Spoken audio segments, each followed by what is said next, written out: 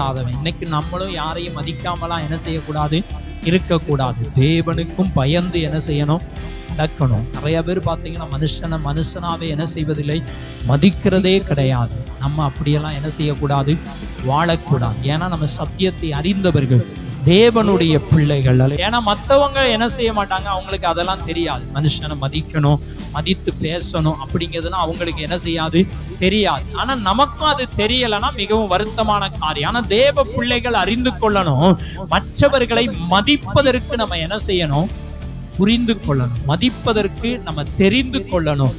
அடுத்து தேவனுக்கு நம்ம என்ன செய்யணும், பயப்பட வேண்டும் என்று கர்த்தர் விரும்புகிறார். மனிதனை மதிக்காதவர்கள், தேவனுக்கு பயப்படாதவர்கள் எந்த நன்மையும் ஆசீர்வாதத்தை என்ன செய்ய முடியாது, பெற்றுக்கொள்ள முடியாது. தேவனுக்கு பயப்படுகிற பயம், நீங்க வேலை செய்கிற இடமா இருந்தாலும் சரி, கர்த்தருக்கு பயந்து என்ன செய்யணும்,